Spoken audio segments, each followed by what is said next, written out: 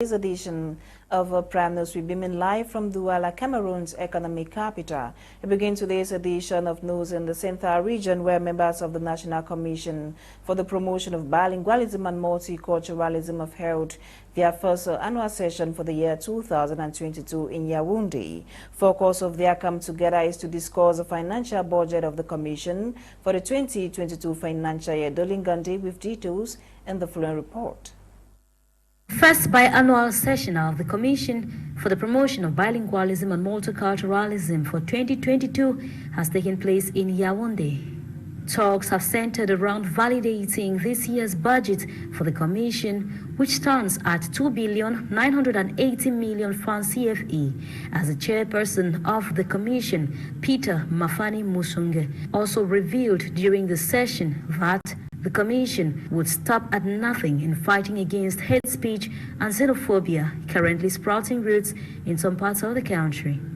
Still during the session, the chairperson also encouraged the Indomitable Lions, hoping that they retain home the trophy of the 2021 African Cup of Nations, emphasizing the role football plays in curbing disunity while promoting peace and patriotism. In addition, stakeholders at the session also raised concerns on how bilingualism can be promoted in the private sector, this time around with many strategies being adopted towards this effect. To achieve these long-term goals, the Commission is focused on meeting in with all these challenges. And on his part as chairperson of the Commission, Peter Mafani Musunge reiterated before the end of the session that the Commission will, in the course of the year, channel resources of promoting bilingualism and multiculturalism nationwide, such as through preaching the virtues of peaceful social cohesion. Thus, to this effect, a plan of action has been outlined.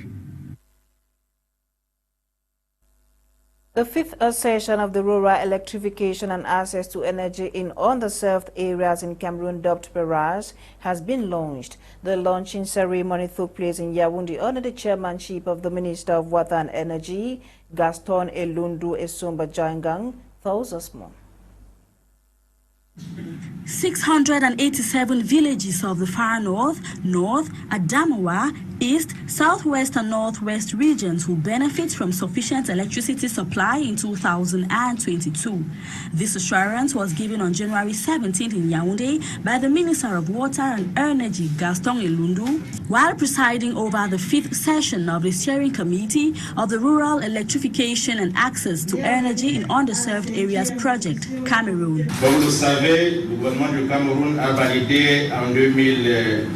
As you know, the Cameroon government validated in 2017 the Rural Electrification and Access to Energy in Underserved Areas project for the 2016-2035 period. This project aimed at balancing up the access to electricity in these regions and reducing the difficulties encountered in the access to electricity. The electrification will cover nearly 1.7 million inhabitants, corresponding to approximately 370,000 households.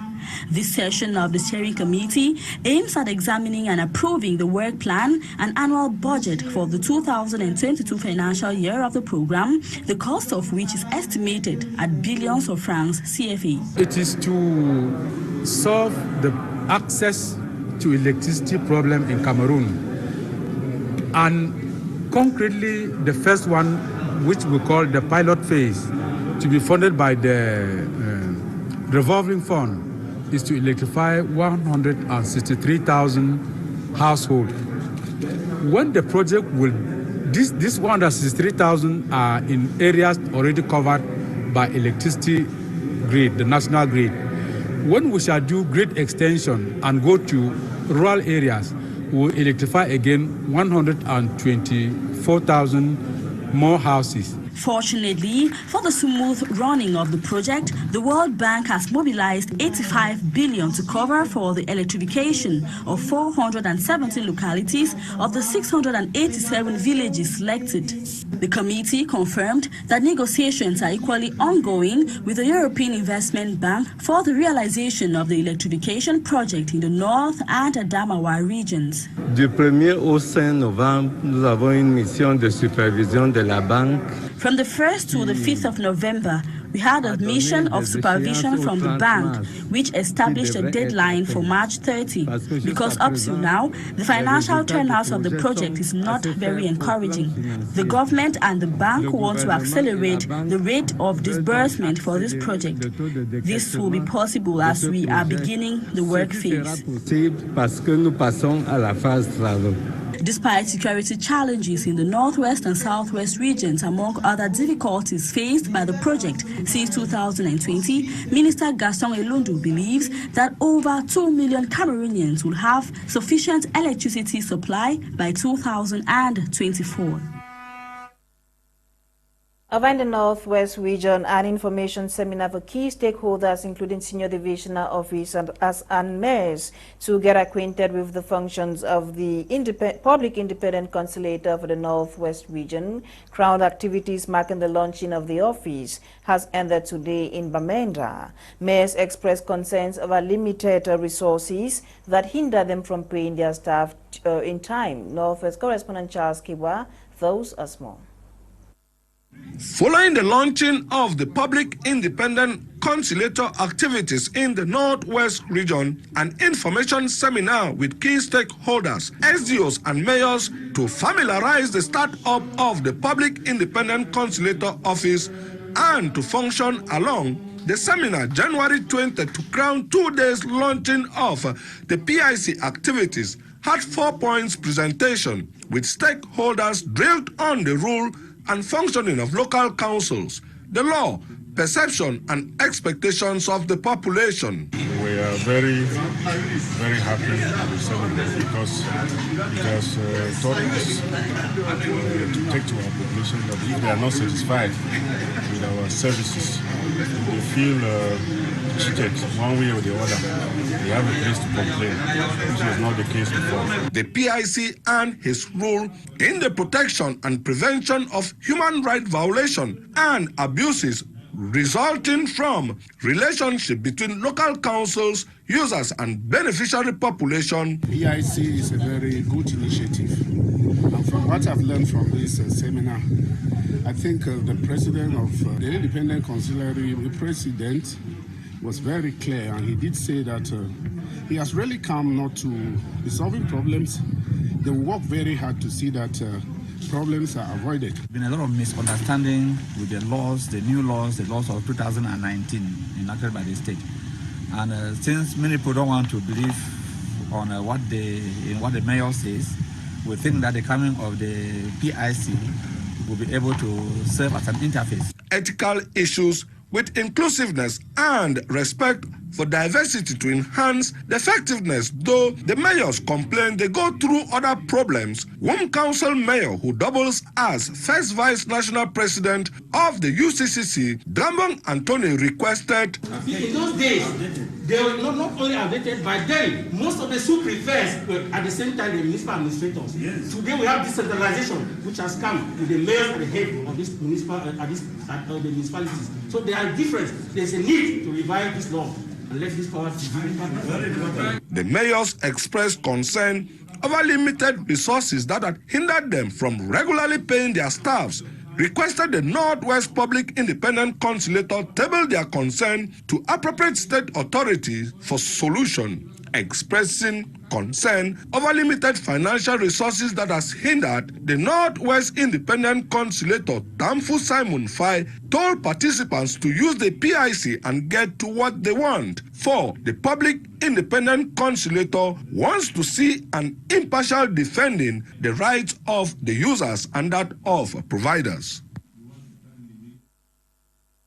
The first preparatory meeting ahead of the 56th edition of the National Youth Day celebration for Fako Division has been held with a call for all committees put in place to get to work immediately.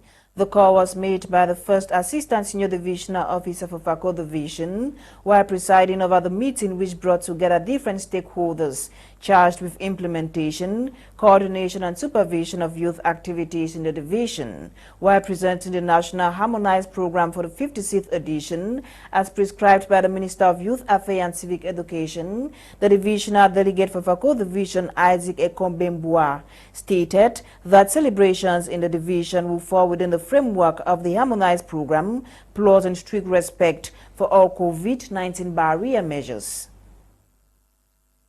Now, a police constable in Bethwa, the East region of Cameroon, is currently under custody for having assaulted a deputy state council. This was after the state council tried to bring him to order for allegedly harassing passengers at a police checkpoint. Noraka Kebi with details in the following report.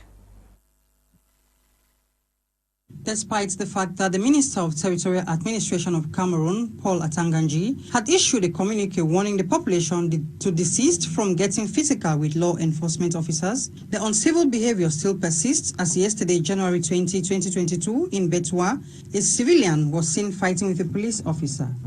However, My Media Prime Television gathered that the police officers at the main entrance to Betwa have been a nuisance, demanding too much from the local population, and this has not gone down well with some authorities in Betwa. After several complaints from the people, the Deputy State Counsel for Betwa, Muhammadu Mutala, disguised and decided to go through the police control posts as a passenger, and of course, he received the same shabby treatment the local population have been complaining about, confirming police excesses, intimidation and brutality. The police got physical with him without even recognizing the fact that he was the Deputy State Counsel for Betwa. Meanwhile, the police constable in question is currently under custody in Betwa. The fact remains that both the police constable and the Deputy State Counsel will definitely face the law. Many Cameroonians are calling on law enforcement officers to rather preserve the law, enforce peace and not promote disorder. Their excesses must be checked. Now, the month of January is observed annually as Cervical Health Awareness Month. It is set aside to encourage women to pay attention to their health as well as avoid being victims to diseases like cervical cancer, fibroid, and many others. Bokwengo Wadi with details. The cervix is a cylinder-shaped tissue that connects the vagina and uterus. Located at the lower portion of the uterus, the cervix is the door to the female reproductive system and helps prevent bacteria and foreign objects from entering into the uterus. When the cervix fails in its function, bacterial and viral infection, birth diseases like cervical cancer, fibroid, chlamydia, gonorrhea, uterine cancer, genital herpes and warts, endometrial cancer and polyp, and many more. Globally, an estimated 570,000 women are diagnosed with a cervical disease yearly, and half of them die from cervical-related diseases, while many more suffer from fertility issues. With risk factors and triggers such as smoking, weak immune system, multiple sexual partner, poor personal hygiene, lack of balanced diet, early sexual experience, prolonged use of contraceptives, constant douching, amongst others, many women are unaware of the dangers borne to their reproductive system by an unhealthy cervix. To this regard, the month of January is set aside to help create awareness regarding the importance of a healthy cervix, as well as encourage women to make constant visits to the hospital as well as their gynecologist, a monthly routine and habit. Football lovers and fans have been turning out massively at various stadia across the country to live the moment of the AFCON competition. The increase in attendance comes after Prime Ministerial order rescheduling schools and working hours, as Catherine Ekongwe tells us. After the communique issued by the Prime Minister under the instruction of the Head of State, His Excellency President Paul Biya, with regards to the closing schedule of public schools and offices in order to boost attendance at the stadia during the African Cup of Nations Games. The positive impact of this communique could be seen as stadia attendance soared yesterday in Douala and Limbe, where final group stage games for the African Cup of Nations were played. In Limbe, the attendance was massive as many people were present at the Limbe Omnisport Stadium to follow matches played, especially Sierra Leone and Equatorial Guinea. Same attendance was noticed at the Japoma Stadium as massive population turned out to watch the match between Cote d'Ivoire and Algeria.